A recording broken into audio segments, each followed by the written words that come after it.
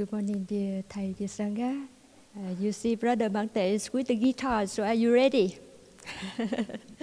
We're going to sing some practice song together before the Q&A this morning.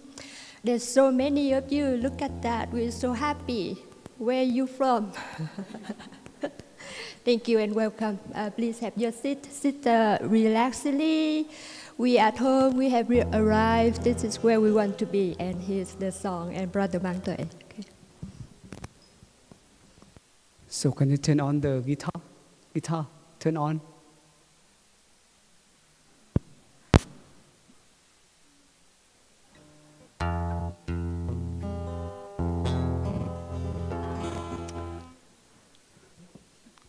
Okay, so you see my face? All right. So dear Sangha is welcome to Blue Cliff Monastery. So let us sing a song, breathing in and breathing out, to really feel, okay, your body and your mind are one here and now. And offer gentle smile. Even you have mask on, some of you, it's okay. Your eyes bright, okay? You can sing a song together. Some of you know this song, so let us join together.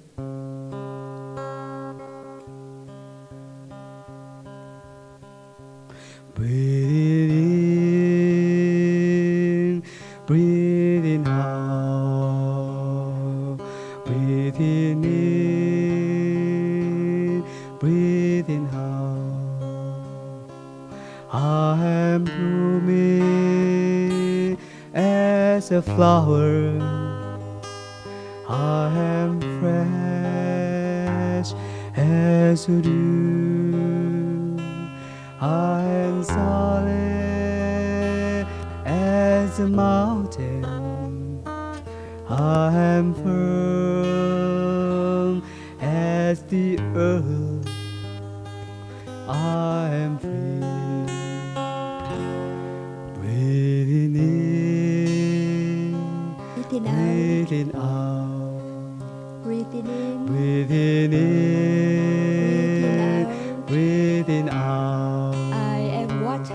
I am water, reflecting what is real, what is real, what is true, what is true.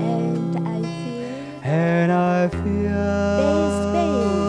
there is space deep inside of me. I am free, I am free, I am free. One more time. Okay. Anybody know the lyrics? Huh? Okay, one more time. Breathing in, breathing out. Breathing in, Breathing in, breathing out. I am blooming as a flower. I am fresh as a dew. I am solid as a mountain. I am firm as the earth. I am free. I am free. Breathing in, breathing out. Breathing in, breathing out. I am water, reflecting what is real, what is real, what is true, what is true. and I feel there is space deep inside of me. I am free, I am free, I am free. Are you really? It's good. Another song? Wow, okay. Huh? Choose a song. How about the... Any requested song? Is there any request of the song?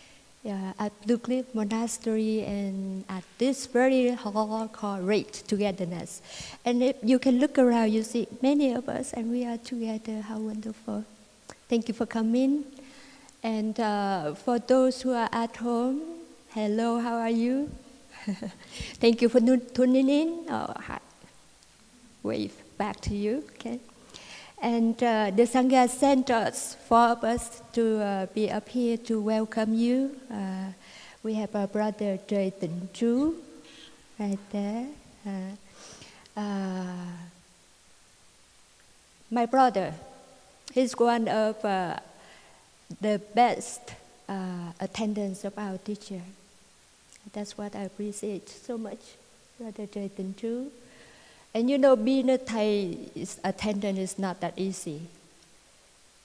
It's quite intense for me in the beginning. I was Thai attendant too, and I wasn't so good. Because you have to be very mindful, very attentive to our teacher, very mindful. But it's great experience, and in the beginning, all of us was really tense to be with him because he's a Zen master, he's going to watch you. But gradually, we all in love with him. The energy of loving kindness and bodily teaching from Thai is so great. And Brother Tịnh Chú was one of Thai's attendants for quite a long time. Thai is in Vietnam now, and our brother is here with us. But everything he does here carries that energy of mindfulness, of attentiveness, so in love and care for the Sangha and for himself here. Next to him, Brother Mạng Tuệ. He's our elder brothers here. Three of us are the youngest. He approached to Thai and the practice, of course, longer than us. Very talented brothers. He plays guitars for us. He sings songs for us. He cooked for us yesterday, big pot of pho for the whole Sangha. And he knows martial arts, Tai Chi, everything. Please come up to him.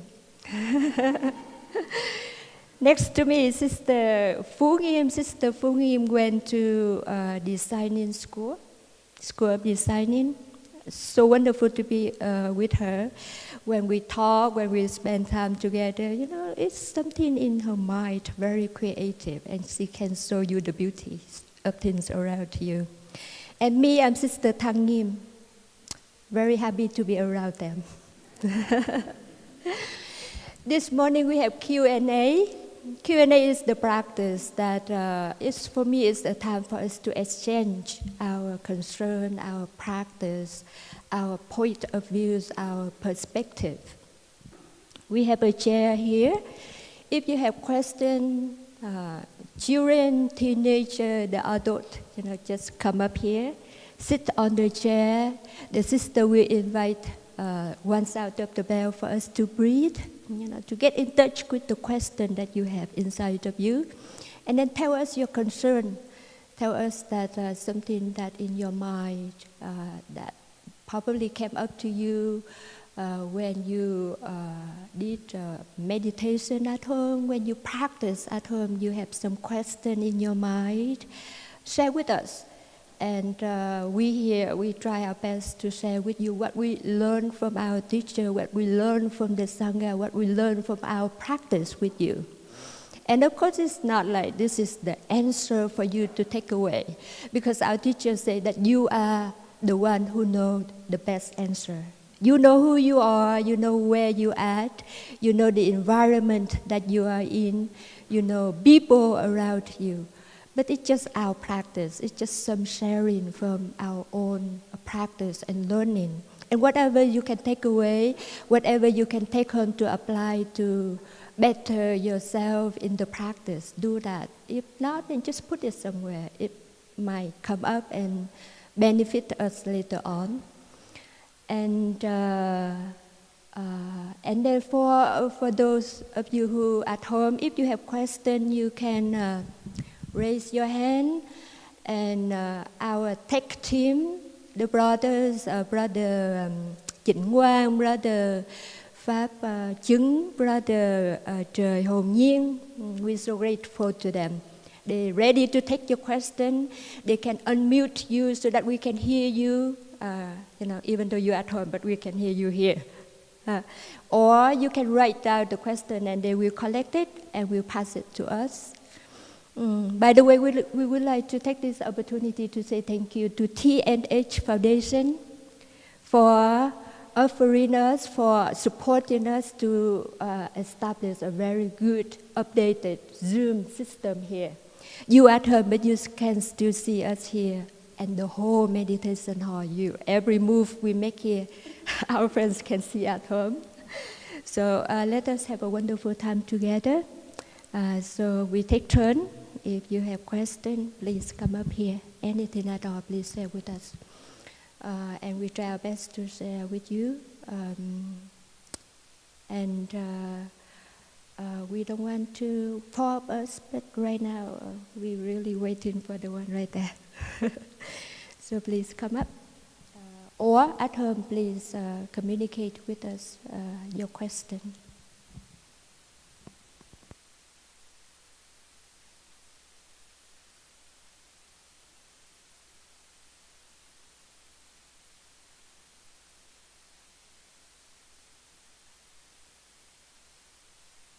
Just let you know that it's very beautiful to sit up here watching the Sangha. Everybody sit beautifully on a mat and cushion or on chair, like they're sitting on a lotus. Our teacher loved this scene. He always said that the Sangha is very beautiful. They are sitting, breathing, smiling, taking a good care of themselves, taking a good care of our community.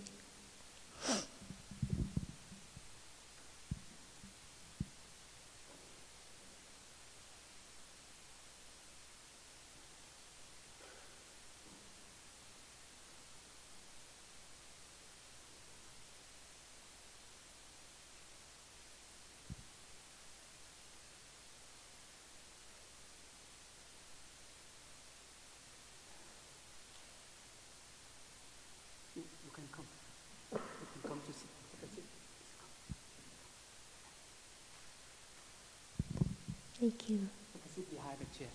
Yeah. Thank you.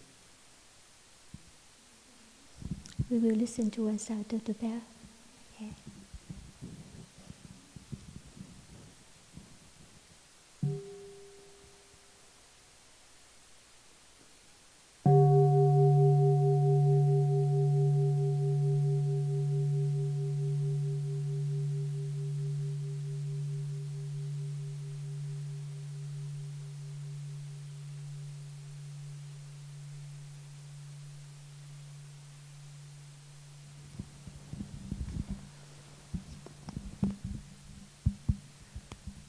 Good morning, everybody. Hi, Jessica. So lately, we've all been in school, and it's been like a tough year. And like applying to colleges, getting new jobs, it's been really stressful. The question is like, how can I help with my stress? Like, how to relieve it?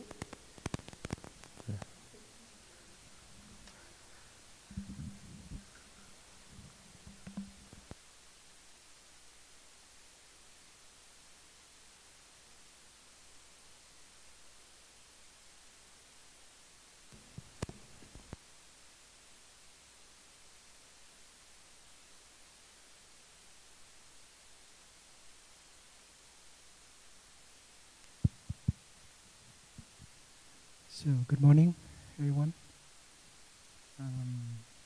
The answer, your question is, you're doing a lot with stress, and how to relieve that stress and find peace in yourself.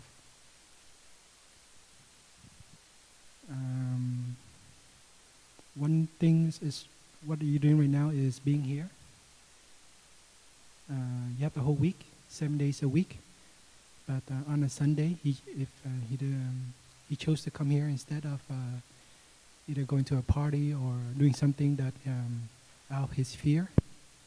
Maybe he want to cram in something, or he want to search something just to relieve his worry, but in his fear.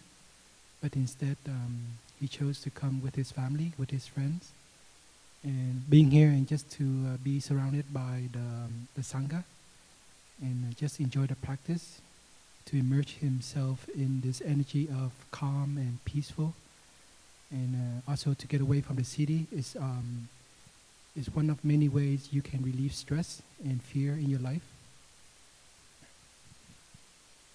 Sometimes what you do in a one day, sometimes you think that it's not important, or you think it's very minute and very small, but it affects your body and mind. For example, if you were to wake up in the morning and give yourself enough time to really get up, massage your face, your body, go to the restroom, go out, make a cup of coffee or tea or breakfast, and just enjoy that every moment, every steps, it will contribute to the whole day of how you feel of your body and mind. And for our friend here, this morning he chose to come here, but being here is also not just the physical, the body being here, but also his mind. If he can relieve his mind from the worry and fear and just to dwell in the present moment, that will even, the outcome of his peace and his stress will be much, much better, because of naturally taking time to enjoy his breath, his steps, the energy of the Sangha here. Once he go back home, he will know that the taste of being peace and the taste of the feeling of calmness is available and is possible. So in the future, if he were to face some difficulties, he just have to return to his breathing. He just have to return to the calmness that he once felt, whether here or in his practice. And that is a key to relieving his stress. And the stress also is coming, as I said before, the fear and the worries, but you don't know the future. What is the outcome will be?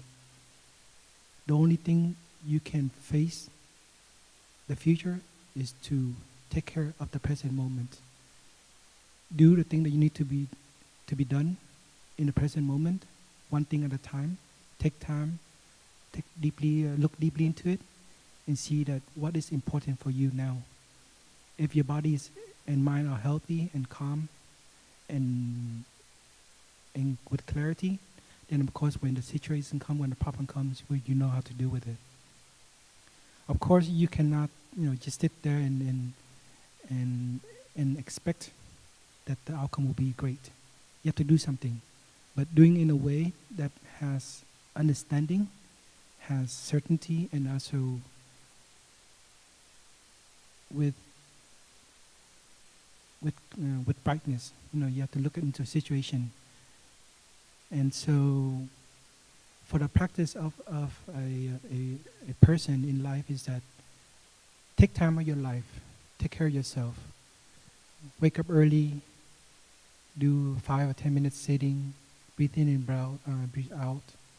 Or during the day when you feel that your body is very tired, take a break, take a walk outside, enjoy the nature, let go of your device.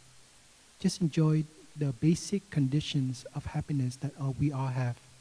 Sometimes we take for granted because it seems boring, it seems it's always there for us, but life is impermanent. You don't know when you will leave this life and move on. So when you wake up in the morning, realize that you have a 24 new brand hour to enjoy what is there, your loved one, your life. And so college is always stressful. I know, I've been there. But you can also enjoy that time in college. Maybe you can choose your class and your time schedule so that maybe in the evening you have some free time to take care of your body and mind.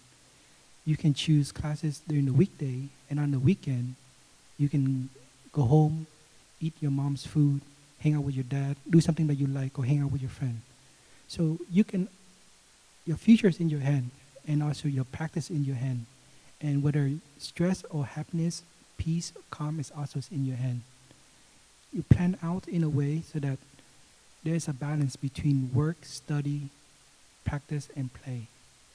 So you know that you have to work to earn money, you have to study to earn a degree, but that is also one way.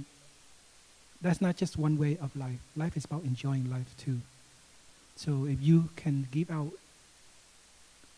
yourself a gift of the weekend to ride a bike, go for a stroll, go to the beach, or if you have a hobby, give yourself a chance to do that hobby so that it can relieve yourself from the stressful work and study. Okay? So that's a simple thing, but I think our brothers and sisters here will have different aspect of how can help you too. Thank you very much.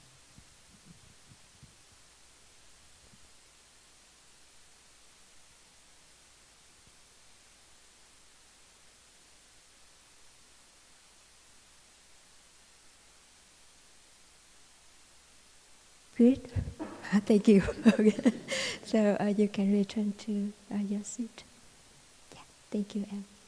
Thank you for your lovely question. Thank you for responding. Thank you. And now you can come up here. That's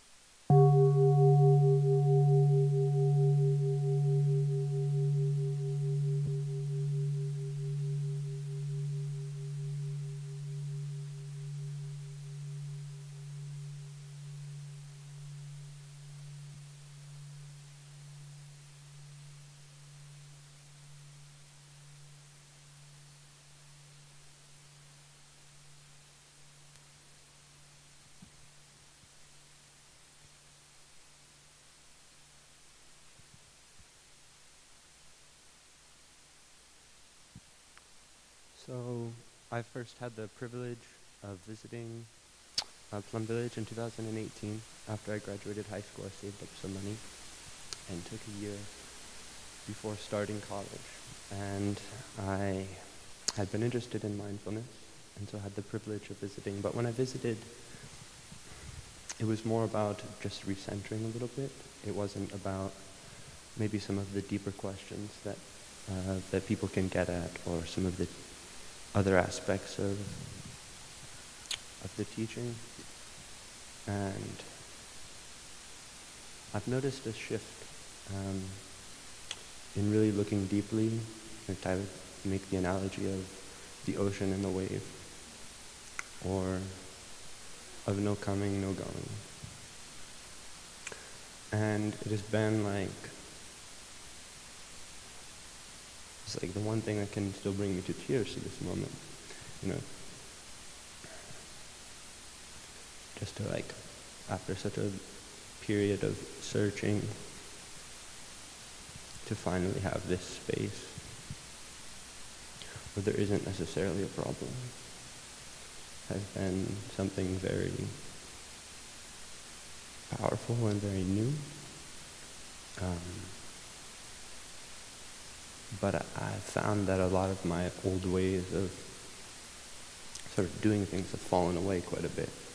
And I'm left with a tremendous newness, but not so many habitual ways of acting, not a great map anymore.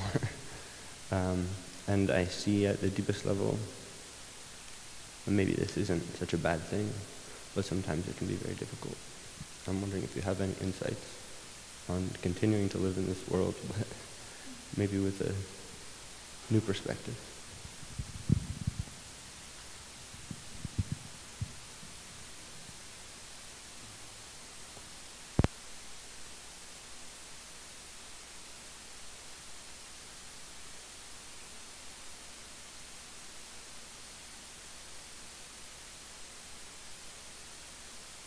I would like to just make sure that we are on the same page of understanding the question of our brother here.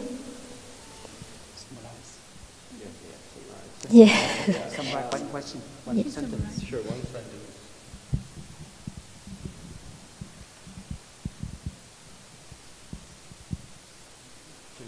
honest,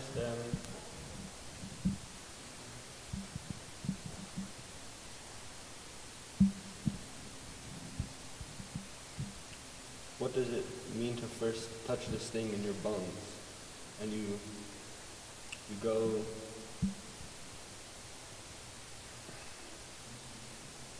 from thinking that you have all of these problems, and then touching on the deepest possible level, the level of no coming, no going, no birth, no death, and then the balance there. What does it mean to first touch that?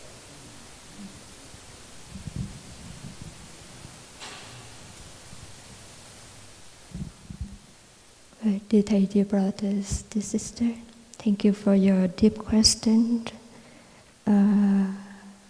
I've been reading Thay's book on teaching of the Buddha and also about the wave and the water, the conventional truth and the ultimate truth.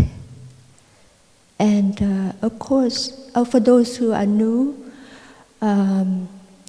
conventional truth is that everything phenomenal, person, things, nature,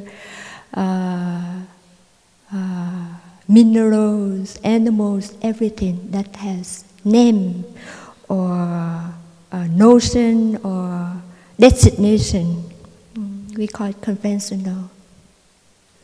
And it's our teacher give an image for conventional truth is like the wave on the surface of the an ocean. Is that right?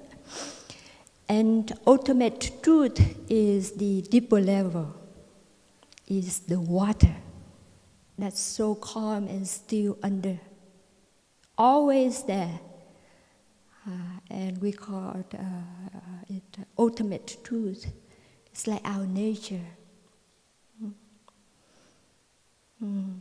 So we as human beings and everything around us, like the wave on the ocean, higher wave, lower wave, a black wave, white wave, a beautiful one, a less beautiful ones, and a lot of things created around those waves, buildings, freeways, feelings, perception, mental formation, love, hate, everything on this surface. But when we can breathe and look deeply, see who we are, what is our real nature, we see that we are water. We are not different from each other, but on the conventional truth, then we see there's the differences between us. You are you, me. Right? But in meditation, we know that we from the very same source, water, or earth, or air. And our brother said that we are riding on this wave with the other wave. Sometimes we off our balance. How can we regain our balance? And we know that there's always interrelated between the wave and the water. The wave is the water. So we don't want to just go down to the water and say that I want to push away the wave, because the wave is already the water, so what you mean? So just this on the surface, we also embody and know for sure that even though we are the wave, but we are the water. So no worry. But off balance happens. So our teacher taught us that to regain the balance, first of all, we have to recognize what is the cause of our off-balance. Did you eat something today? Yeah, that not make you feel so good. Just for example, of balance. Or did you consume anything that after that you feel sad? Deep looking. So we breathe so that we can stop, our thoughts of running after an object, and then come back and look deeply. What is the source of our suffering? What is the source of our off-balance? And then the second practice for us to regain balance is to get in touch with the nourishing elements. There's so many, even though, for example, that caused me to have stomach ache. Yeah? But now I recognize it, so I know what to do with it. Warm water, ginger, lemon, or stop eating a while, let us digest. But at the same time, we want to get in touch with the nourishing elements around us, or conditioned happiness, conditioned around us. But still, that's the stomach. But still very good shape. You still can breathe in and out, easily. Your loved ones still there for you. The nature is still there for us, so green at summertime. Bluebirds still singing for you.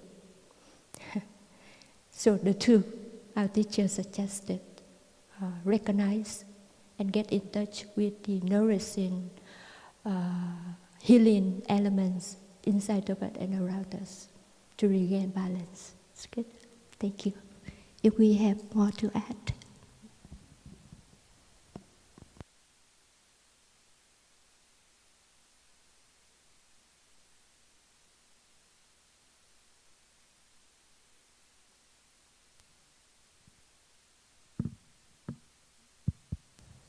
Dear respected Thai, dear Sanghas, dear friends, what's your name? John. John. I think it take a lot of courage to change a whole new lifestyles, and it also take a lot of time to kind of find out what is that new style, that new lifestyle that you're looking for. And it seemed like ever since 2018, you're looking at a different way of living, because you found that the other way wasn't so nourishing for you. But ever since then, you haven't really diligently keep up with it. It sounds like that what you were sharing. So now that you see that you really need to put in the effort, the work, so that you can find what you had found in 2018.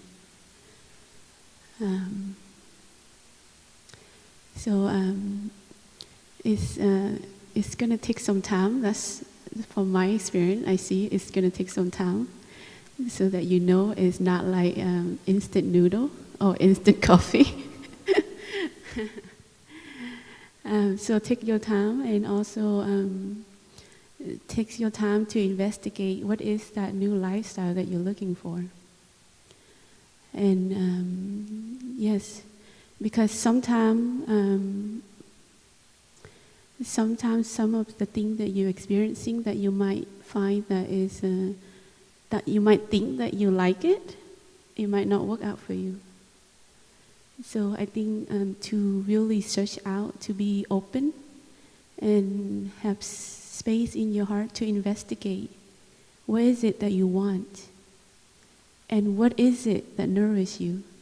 Because I don't think everything will nourish you as you are investigating.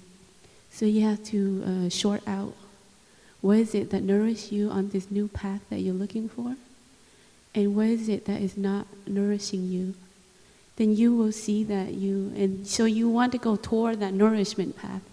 Then you'll slowly, so it's good that you are, if you say that in 2008 when you went to Plum Village? Is something nourishing you?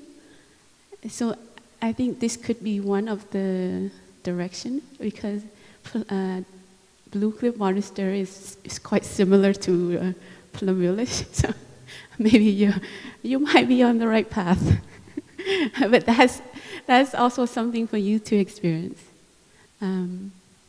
So coming here, asking a question right up here, but also you come and you practice with us and see if it's something that you want to keep in your life.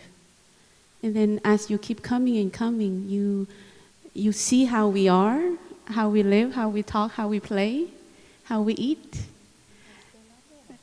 You can stay longer, and that way you interact with us more. So this insight you're saying it necessitates a change, but it doesn't mean like you have to become a monk, does it?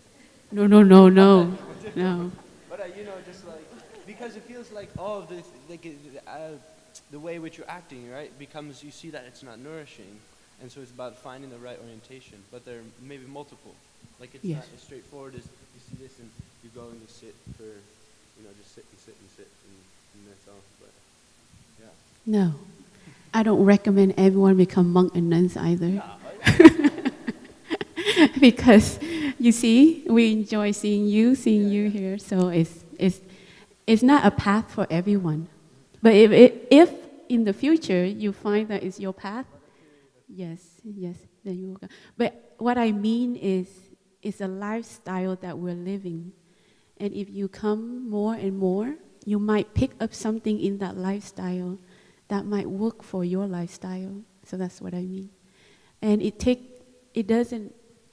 you will not be able to absorb it, or you might not be able to, we might not be transmitting to you everything if you just come here one day. It will not work like that. So if this is something that nourish your life, and is bringing you toward the path of nourishment and healing in your life, then you need to continue to come until you see that. Maybe one day you come for like 5 years and you're like, okay, this is not my thing. Then definitely move yourself away from it. But if it's definitely your thing, then you come. You don't have to be a monk or a nun like us, but you come and you stay. You dwell in the place that nourishes you. Yeah. So it takes times, and it takes openness in the heart to investigate all this. And you are so lucky because you're still so young.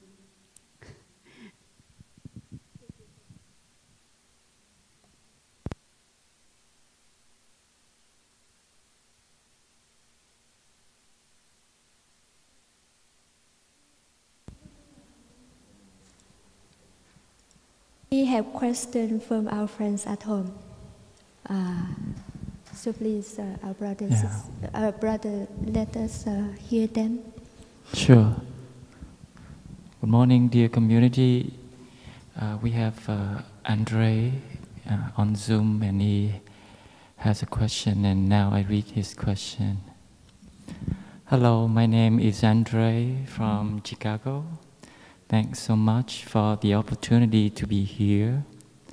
I was wondering if there are one or a few particular sutras or scriptures that the monastics recommend for practitioners familiar with Thay's teachings, but relative beginners in practice, or whatever level is relevant to attendees.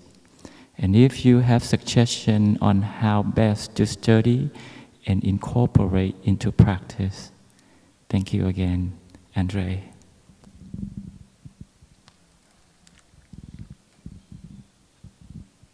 Brother, how are you?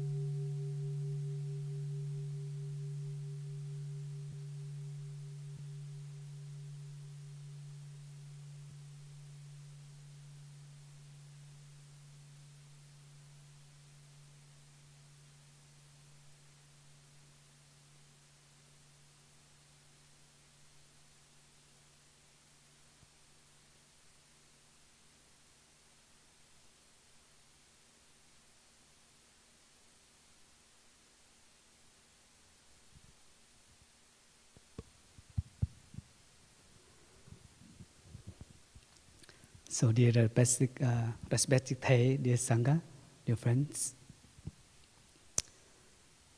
I'm very peaceful to enjoy tea and my sister asking, how are you?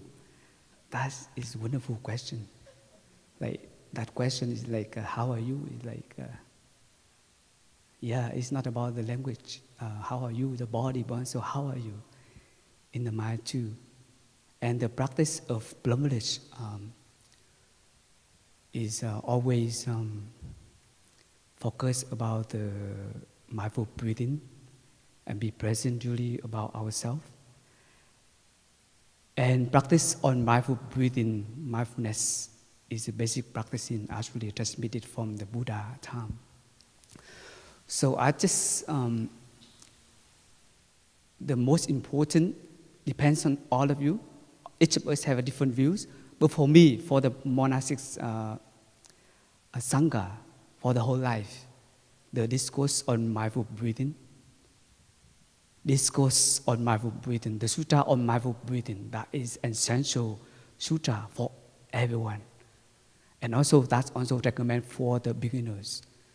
And the things that we easy to get in touch everywhere, where you are alive, where you are, anytime, that is the breathing, the breath.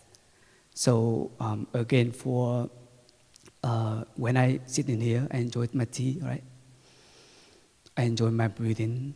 I know my breathing. I follow my breathing, and come back to the present moment. That's very essential moment. I get in touch with my heart. I get in touch with my feelings. I get in touch with my body. Is here. The practice of bring awareness and the mind back to the body in the present moments, we call the practice of mindfulness. Mindful breathing, following the mindful breathing. So on the sutras, in the sutra we call the sutra discourse on mindful breathing. There are 16 exercises. So I think you can go to any Pluralist tradition monastery website. I think we can find this DPF text, so you can read. But also a lot of Dharma talks, our teacher, and Dharma teachers from Pluralist tradition, we have a thoughts about this.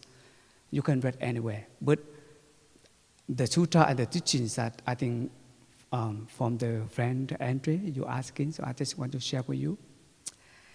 And also, we are here also, we practice every day. Listen to the bell, listen and following our breathing essential. So please visit our website, join us for the sitting meditation in the morning. That always recommended for the beginners, okay? And you may stand in there, you may sit at home, close your eyes, knowing that your breathing is short or long, knowing that you're breathing in, knowing that you are breathing out. Follow the breathing, okay? Feel the rising up or the falling of your abdomen. Know your body. Practice of mindfulness. That is always we need it. It's not only beginners, but all of us practice every day. So I trust this teaching, always essential for everybody. Beginners, but all of us. And the sutras discourse on mindful breathing, that's a pocket, the sutra in the pockets of monastics. And again, the sutra in the pockets for all beginners, all practitioners. And we practice everywhere, anytime, whole life, still necessary and needed. In order to, not about reading the sutras, but this is the practice, this is life of the spiritual practice. So,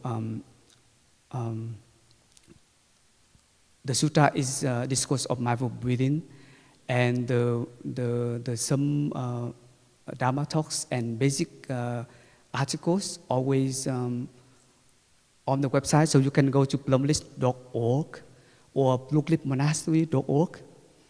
That is a website you can find more essential and basic teachings. Okay, so thank you so much for your listening. Next question.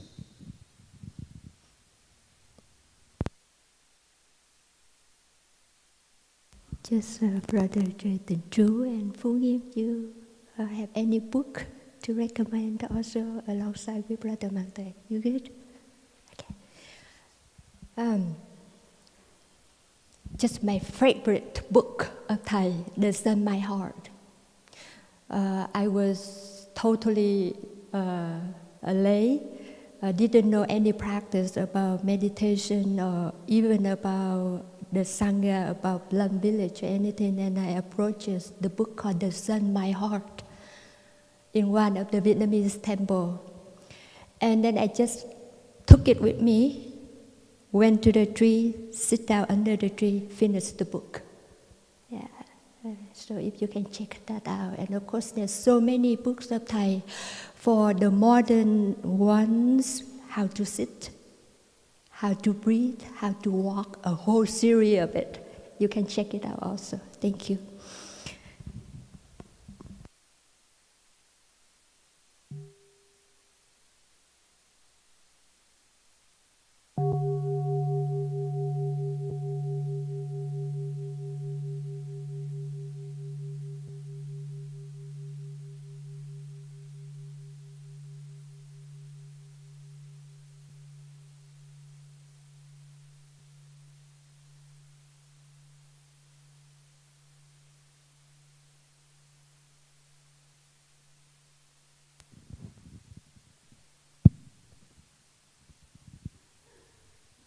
Kính bạch thưa ông, kính thưa quý thầy, quý sư cô và đại chúng.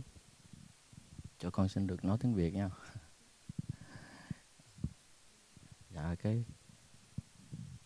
cái câu hỏi của con là dù là chúng con thực tập thiền, tụng kinh, chúng con thực tập cũng khá tinh tấn, nhưng mà đôi khi con thấy là thực sự là con có vấn đề.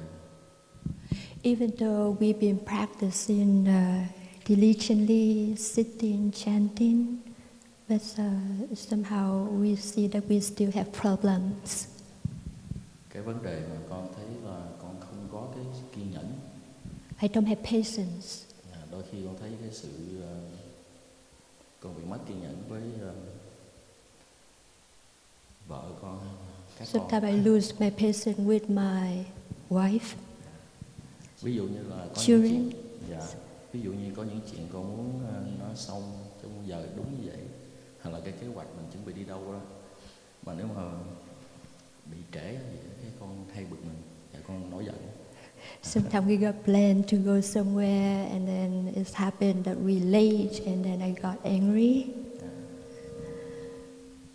Và cái câu hỏi của con là làm sao con thực tập để cho con có cái sự kiên nhẫn nó tốt hơn, và con có thể sử dụng ái ngữ tốt hơn đối với vợ và các con của con. Con xin cảm ơn. How can I practice with my patience so that I can have more loving speech with my wife, my family?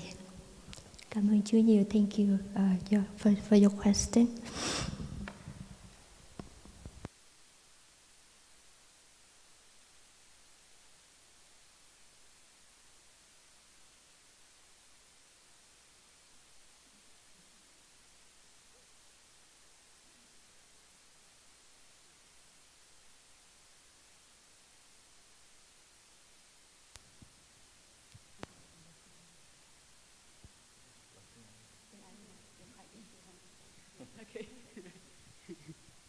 I asked, should I speak in Vietnamese or English?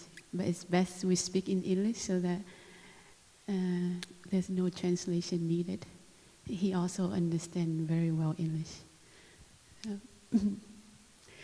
It's quite strange for us to answer this question because you can see up here, most of us are much younger than him. And also, our friend here come to the monastery, like he say, diligent all the time. So it's also it's intimidated for us to answer this question. But we will share what from our experiences.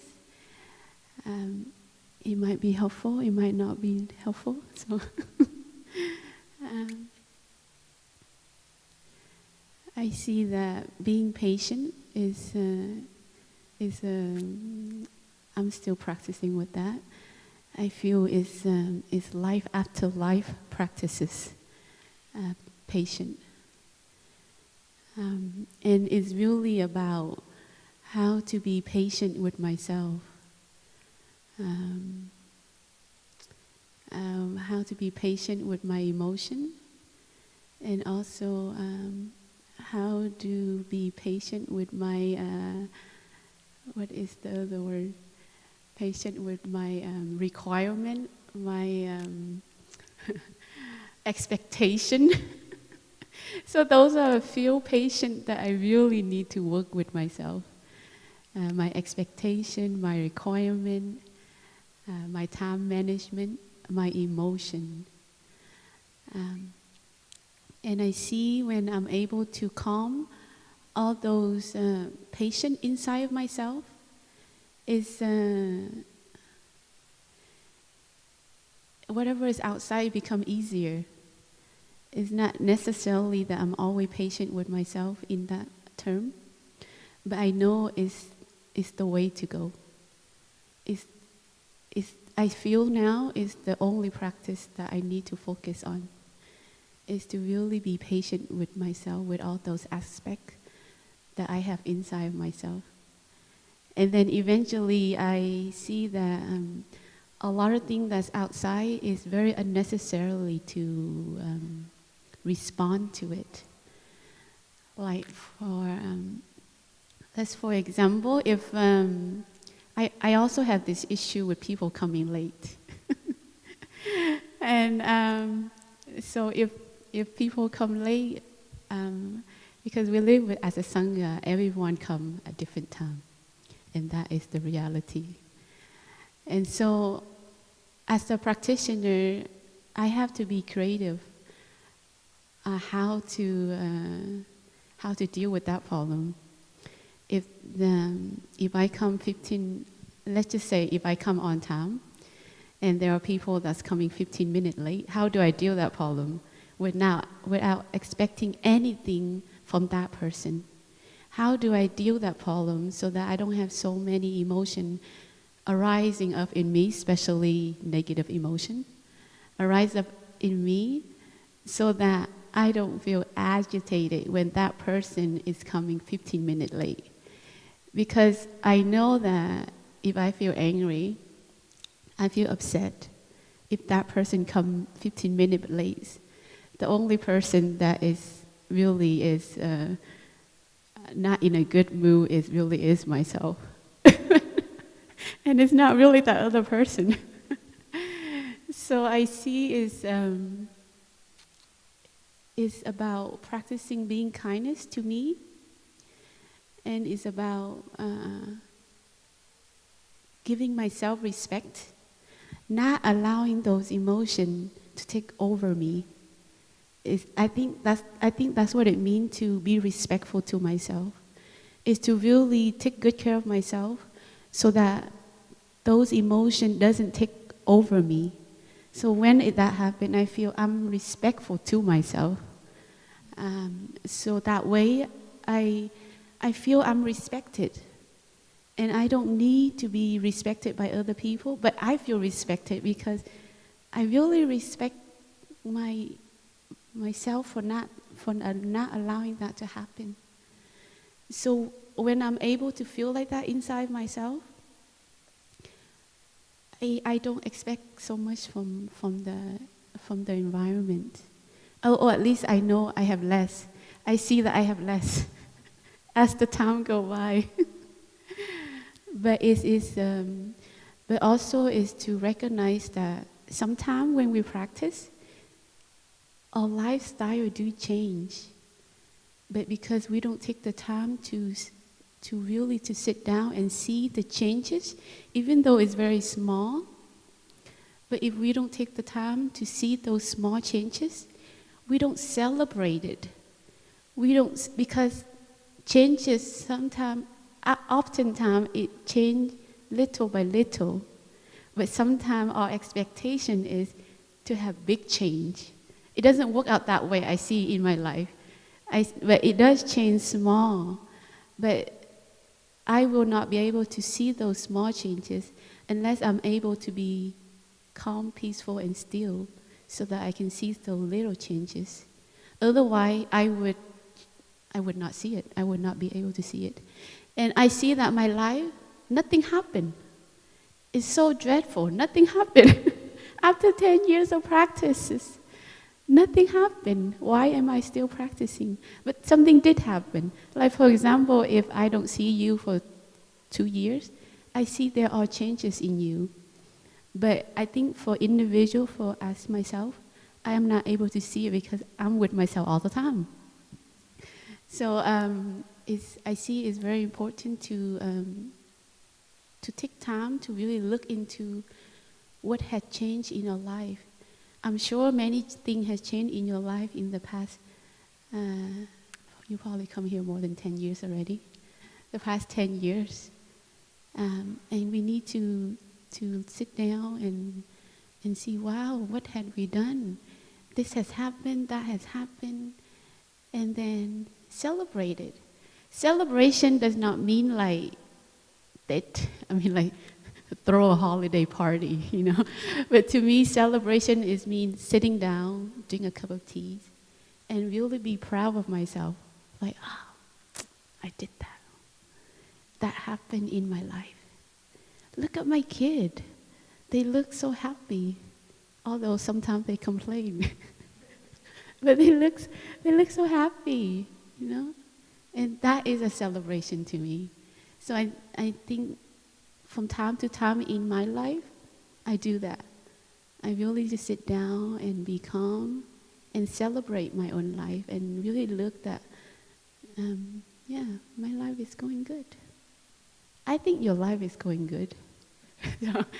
So please, brother and sister, add in more.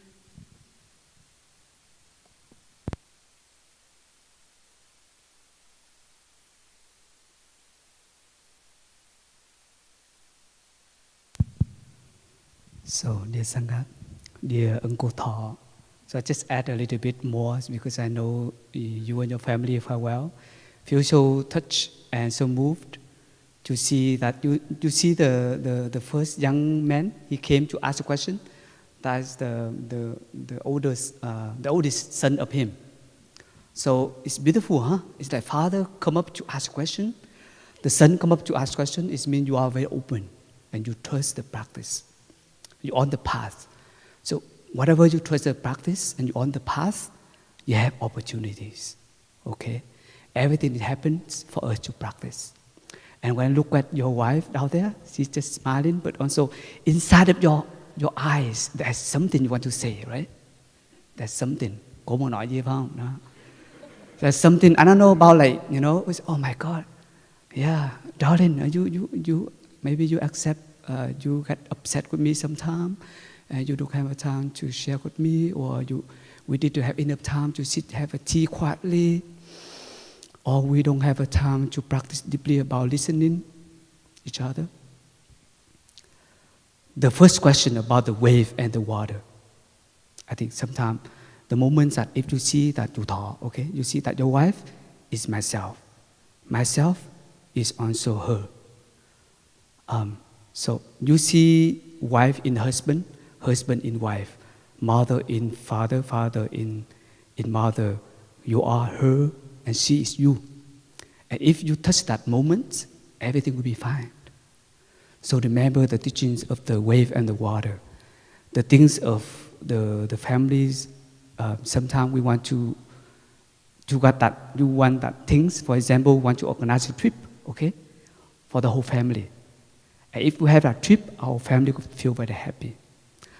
But it's because we organize a trip, one of the member not satisfied and there is some obstacle. And he or she doesn't agree because we need to do something else. Because our financial stuff, because of the time, because that location, I don't like it. Okay? The trip we organize in order to enjoy the whole family, to bring happiness. But actually, the way that we not in harmony, the way that we not agree each other, and then already create unhappy moments already. So actually for me it's like, sometimes when my experiences, I work in the organizing team of the retreats. You know, sometimes we organize a retreat for everybody to practice, we forget that we organize for ourselves to practice too. Before organizing retreat, before the retreat happened, monks and then stressful. But you don't know that one. We're stressful, yes. And then we get some suffering, yeah. But actually, when the retreat happened at that moment, we feel happy again because the things happen, we stress, and we disagree in the meeting, we feel suffer, we feel, oh my God, meeting again, oh no. Oh. Yeah, I asked her when she agreed, and then she say no again. I need to ask some monks and the other nuns. Oh my God, it's difficult. But you know what? Amongst organizing retreat, the things to look at to the compost and to practice with that, the mud. And later on, because of that, the day that the retreat started, actually all of us be fine. Because the practice, we know what happened and we practice. So I suggest sometimes the things that because we don't have enough patience, that's normal. Okay? But you know that kiên nhẫn là dấu ấn của tình thương. It means the patience is the source, the seal of true love. Patience is a seal of love. It means when you think that you love her enough, patience will be fine. Patience will be there. Okay? And you know that my children, my 3 boys, is there and they're still alive. It's okay. We don't need to organize a trip. We don't need to all the time to argue something, but we don't need to be things like that things to be done. Sometimes the things done already, the other things come. And impermanence always like that. But I think how can we stop? So all the things that Sister Phu Nghiêm already shared, I just add a little bit more so that you are beautiful family already. And then it's wonderful to have one and another. And even I think that we have a tough time. I know Ben grown up very quick, but B and Bao, both of them, yeah, also still growing up. You are the beautiful family, so good. So thank you and good luck. Okay.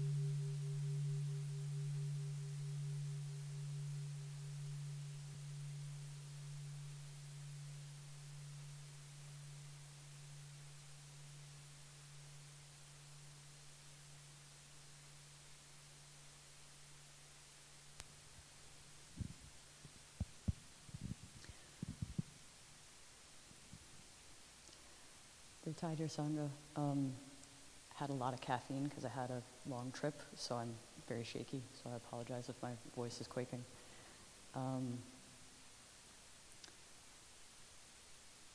I've been finding in my meditation that when small things come up, that I'm able to sit with them and breathe through them and feel as though there's been some kind of resolution and that it's not bothering me anymore. But I also find that some very large things come up. Things from childhood, my mom is sick, things like that. And I don't want to touch it. I know that we are supposed to hold these thoughts like a baby and to be with them and say, I am here for you. But it's more like holding onto a burning log, and I drop it, and there's a lot of thought stopping and thinking that, well, I can just find peace and stillness and quiet. But I leave my meditation seat and spend the rest of the day very grumpy. And so I'm just wondering, when those really big things arise, and it feels like we can't be with them. What then? How do I go the next step into helping those big things not be so big?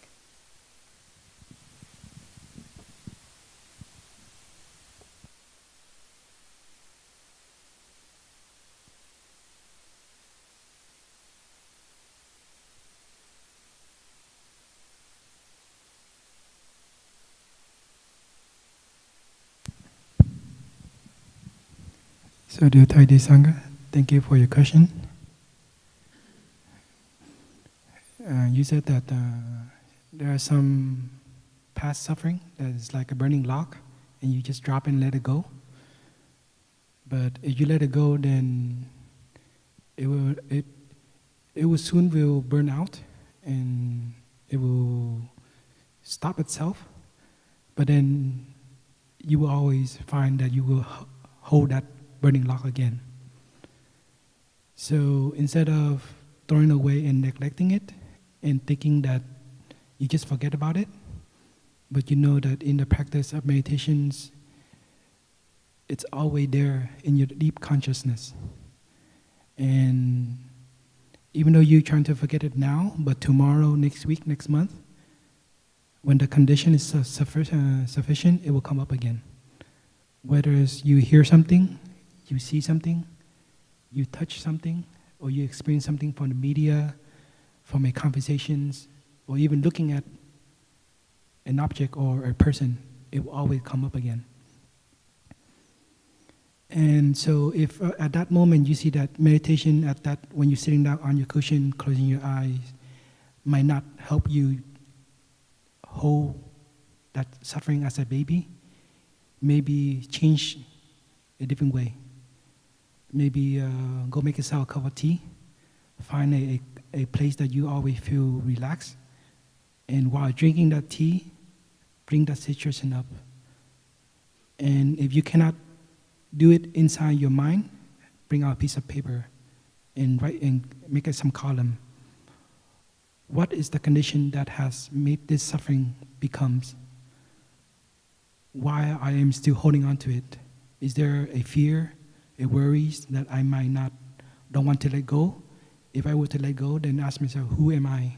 Can I live without that suffering? Or I have to have that suffering in order for myself to exist?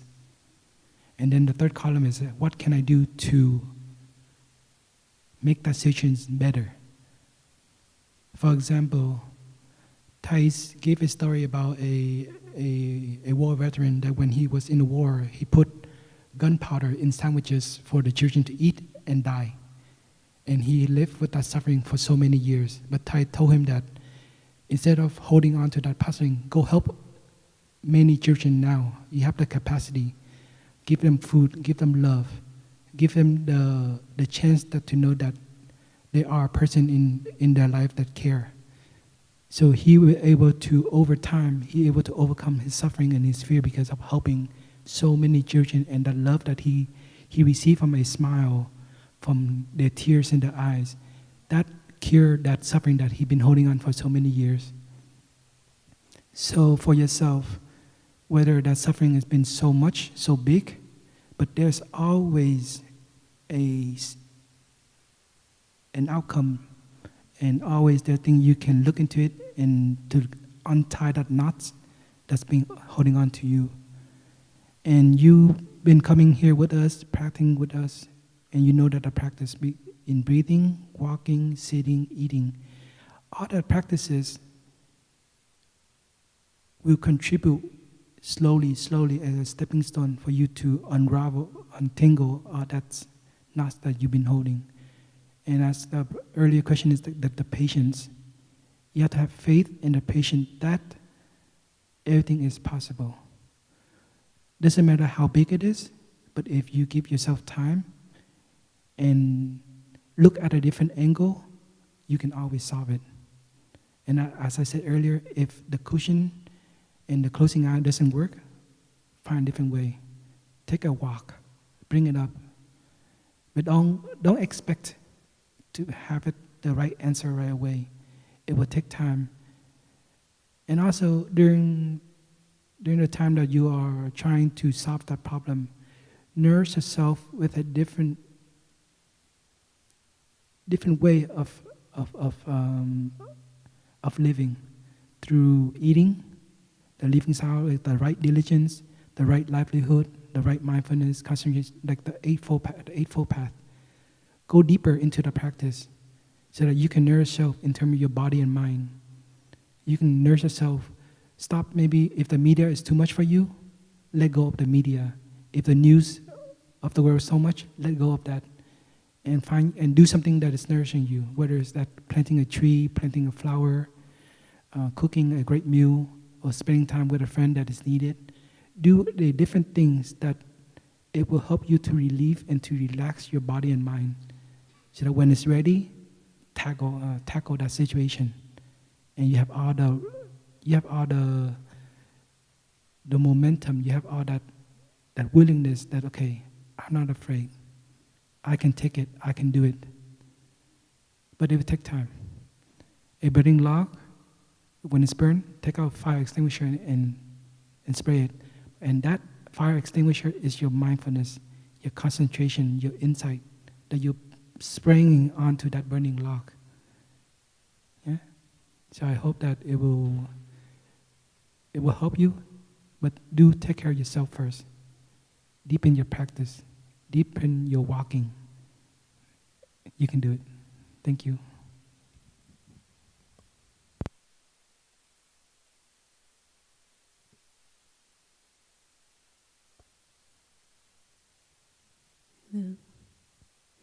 I think one thing, if we cannot do it, we can always ask for help. So she says she's not good at asking for help. So this is your practice. Asking for help. And this doesn't mean that asking help from a person. You could do that. But you can also ask help from a tree. Here we practice about taking refuge in Mother Earth a whole lot. And that really is taking refuge in the environment around us. So if it's too much for us, you can ask for help from Blue Cliff Monastery Sangha, for example, as a collective body. You can ask for help from your friend if you feel trusted, if that's helpful. Sometimes, a lot of time, what I do is I ask for help from a tree. It's also helpful to ask help from a tree and just let all your feeling out. You can cry with the tree. No one will harm you if you do that. I find it's very helpful. A lot of time, sometimes I pull grass, and if emotion come up, I just let it out. And that is a very nourishing way to ask for help. It's really to take refuge in nature and allow it to help us, nourish us. I think, like the brother say, there's many ways to do it. But one way is to ask for help. And there are many ways how we can ask for help. Don't get stuck in one way of asking from a person. There are many ways.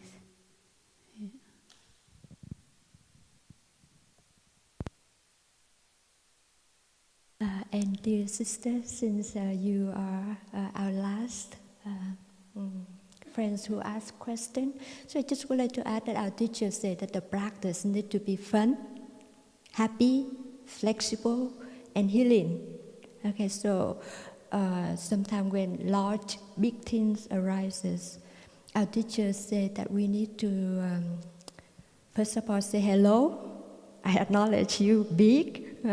Sit there, I go get a very good smoothie or drink, and so I boost up my energy, and I will talk with you.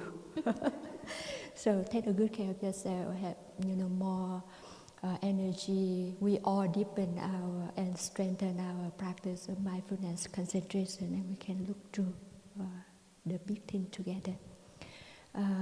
We thank you, our brother and sister, for your sharing. Thank you for your question. Thank you for your deep listening and supporting us to be up here.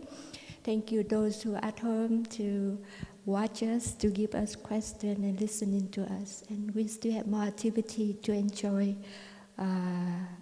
Continue after this followed. And after 3 sounds of the bell, to conclude the Q&A, we would like to ask our brothers to come up to let us know the followed activities of the day. Thank you.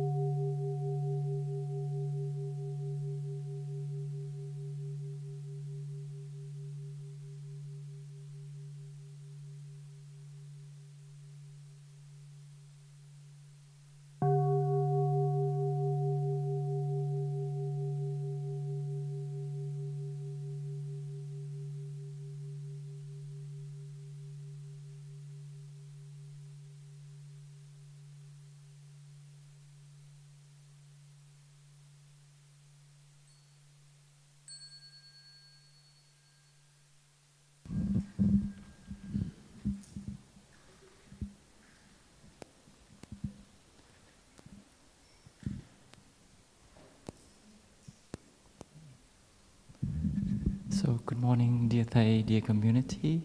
So you take this time to massage your leg and relax a little bit. And after this, we will have a break. And the next activity will be at 11:30. So when you hear the sound of the activity bell invited, please gather across the street, outside of the sister dining hall, the blue building. You will see that. And then we sing some song, and then we enjoy the practice of mindful walking. And after the practice of walking meditation, at 12:30 we will have mindful lunch together. And we invite our friends who come for the day. You can have your lunch and gather just outside the dining hall, the picnic area, or you find a place that you like. And then we will practice mindful breathing and listen to sound the bell, and then the contemplation will be read. And after that, we will enjoy our lunch in silence for 20 minutes. And then we